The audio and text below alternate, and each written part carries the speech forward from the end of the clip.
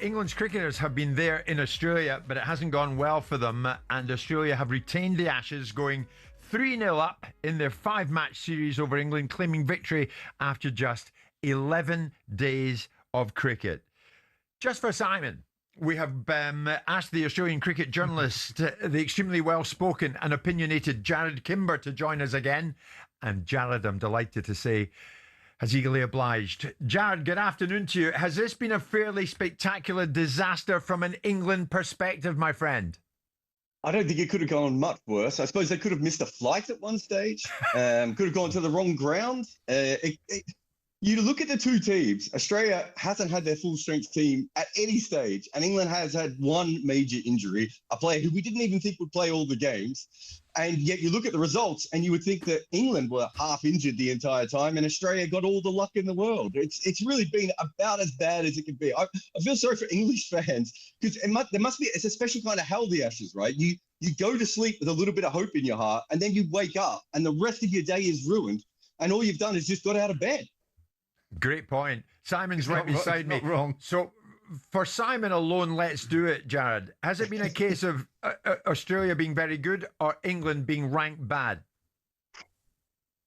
I think in Adelaide was the first time where I did look at some of the cricket between the two sides. I still thought Australia gave England chances in this game, right? But when Australia came out to bowl in Adelaide for the first time on that flat pitch, we're all like, wow, how's England going to bat on this flat pitch? This is what they've been waiting for. And you watch Australia bowl and you're just like, Australia just looks better than them now. And they just look so much. And some of it is just some of these guys look shot. They're not sure what to do. All that confidence, all that, bravado that had come in, Australia just picked it apart piece by piece. And I think by the time they got to Adelaide, they looked like a team that had already lost the Ashes. I mean, at the end of the day, if you're right about that, I mean, do you honestly think there was a spot of arrogance amongst the England players going into this? And this has been part of their downfall? No, I think they were right to believe that they had a good side. I think if you go back to the first test in Perth and you look at that batting lineup, I think it'd be silly for England to be thinking to themselves, we don't have a shot here. We have a slightly better batting lineup. Okay, our bowling's not quite at the same level, but half of the Australian bowling lineup is injured at the moment. So we should be, at the very least, a 50-50 chance going into this series. And now, now it looks like it was 100-1 shot, right? Yeah. But I don't think going back to the start of Perth, they should have felt that way. Look, they made a lot of mistakes, this England team. They didn't look at the recent results in Australia. They picked a bowling lineup for 10 years ago, not for what Australian pitchers are doing right at the moment. They picked a young spinner who they've been telling us for years, don't worry, he's really tall. When he gets to Australia, he'll be great. Then they didn't play him. And then they picked a guy that was basically, is a part-time bowler. Like, he shouldn't be bowling all these overs on day one of a test match. Like, they did make a lot of mistakes. But when it comes down to it, a lot of things broke right for Australia. But Australia is a smarter, more well-drilled team who understands what they need to do. And that England team was running a little bit on, the baseball Kool-Aid. And unfortunately, eventually the Kool-Aid ran out. Is this hard to hear, Simon? Or is Jarrod calling it as it is? It's a fair assessment. I think it's a fair assessment. I think Australian cricket takes cricket more seriously than English cricket. I think the Shield cricket that they produce diminished.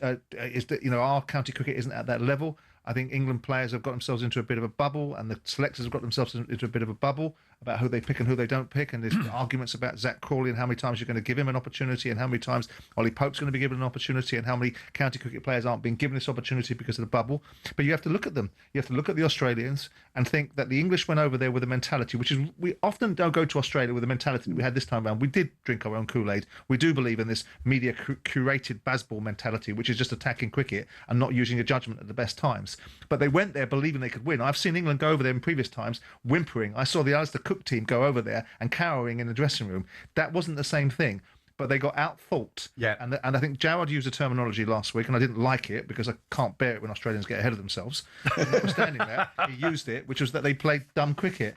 And they did. They played into the hands of the Australians. And then the momentum went with the Australians, and the psychological breakdown of England when they didn't know whether they were Arthur or Martha. They didn't know whether they should be playing baseball or whatever it is, attacking cricket, or they should be playing more contrite thinking. And at the end of the day, they became neither. Jarrod, I want to throw something at you. There are more and more reports emerging that I think after the second test in Noosa, the England players went for some time out. and some of them indulged in what became a bit of a serious bender, which lasted a few days. That's how it's being framed. Is there truth in it? I mean, I'm in the UK at the moment. I can tell you one thing I do know that came out of Noosa, because I did speak to some people. They did actually have proper conversations, right? What Simon was just discussing is what I think we saw coming into this test match, which is for the first time they went, is this working, right? And for, a lot of people on talkSPORT are obviously football fans. A big part of Bazball is they came up with this theory where you could kick the ball from 35 meters and score goals. And so they kept doing it until every team worked out that we just have to defend from 35 meters out. We don't have to defend the box anymore, right? And so I think at that point, they had to start thinking about this. But the problem is, as Simon has pointed out, once they started to think about it, it all crumbled around them, right? Because it was a bubble.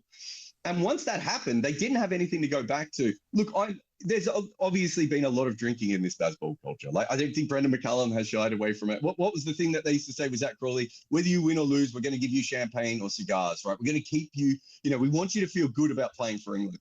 I don't think that team feels good about playing for England right at the moment. I think they have been broken a little bit emotionally there. And that's the thing that I think is, we have to remember this was a team that tried this form of cricket because they weren't playing particularly good cricket in the first place, and they were entertaining and it was fun and everything else. But essentially, when it has been put under the most pressure from the best teams, it has crumbled.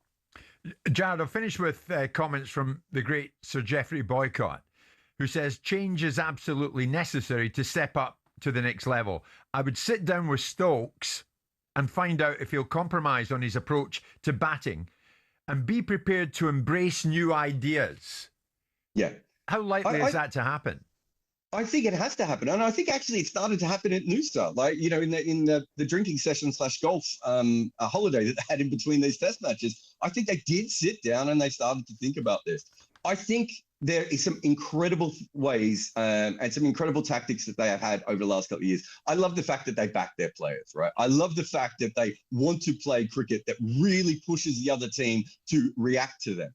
But they have to also think about what has not worked and how to be smarter. I called them dumb last week. I don't think they were dumb in Adelaide. I just think they weren't good enough. Boycott also says, what would I do? Change the coach. Is he right?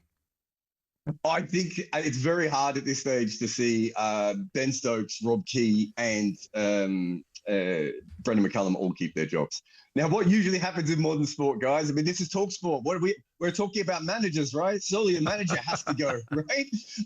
So I think that's the most obvious thing. There isn't like a great coach out there that I would say that would be able to come in and fix this. Brendan McCullum is an incredible manager of people, but perhaps what they need to start thinking about is the tactics and everything else. They need to catch up to the rest of the world, because the rest of the world watched Bazball and they copied it and they now use it. Australia is scoring quicker than England in this series, right? That's how ridiculous this is. The other teams work that out. So you need a master tactician to be in there. I don't care if he's under Brendan McCullum or on top of Brendan McCullum, but there has to be more thinking when it comes to it. Jarrod, you can't just tell the guys they're great. Very briefly, would you, as an Australian, like to wish Lord Jordan a happy Christmas?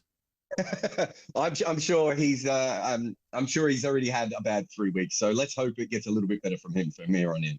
Brilliant. Jarrod Kimber, as always, thank you so much. That was nice, wasn't it? He went easy on you. I love the fact that Australians come over here and they always tell you how wonderful Australia is, but they were here. And I always had this inclination of saying, well, if Australia is so wonderful, why don't you back off back there? We have the perfect interim coach, incidentally, in Martin O'Neill. Martin, are you ready to take over the England cricket team? Oh, yes. That could be the next call. Well, any team that's getting bowled out in test matches for less than 40 and less than 40 overs, they've got to have a serious problem. There you go. 12:30. O'Neill to the rescue.